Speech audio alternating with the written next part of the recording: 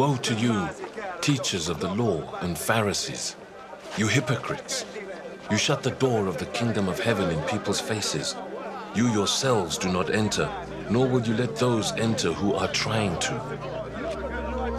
Woe to you, teachers of the law and Pharisees, you hypocrites!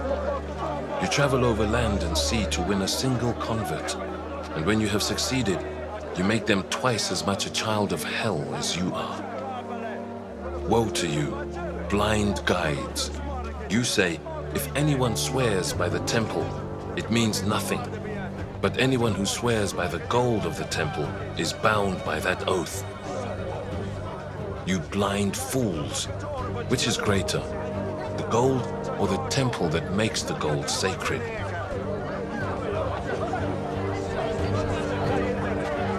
You also say, if anyone swears by the altar, it means nothing. But anyone who swears by the gift on the altar is bound by that oath. You blind men, which is greater, the gift or the altar that makes the gift sacred? Therefore, anyone who swears by the altar swears by it and by everything on it. And anyone who swears by the temple swears by it and by the one who dwells in it. And anyone who swears by heaven swears by God's throne and by the one who sits on it. Woe to you, teachers of the law and Pharisees, you hypocrites!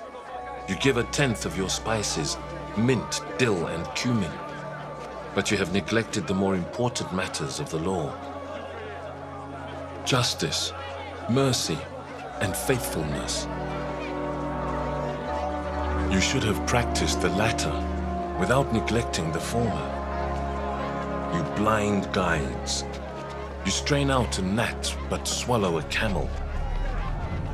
Woe to you, teachers of the law and Pharisees, you hypocrites! You clean the outside of the cup and dish, but inside they are full of greed and self-indulgence. Blind Pharisee, first clean the inside of the cup and dish, and then the outside also will be clean.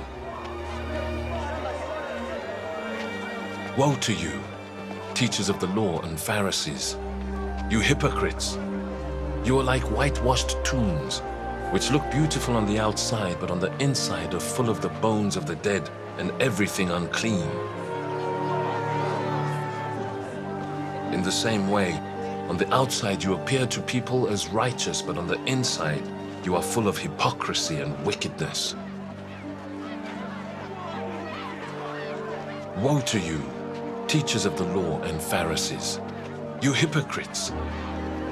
You build tombs for the prophets and decorate the graves of the righteous.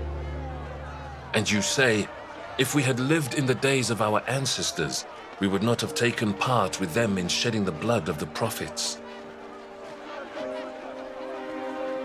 So you testify against yourselves that you are the descendants of those who murdered the prophets. Go ahead then, and complete what your ancestors started.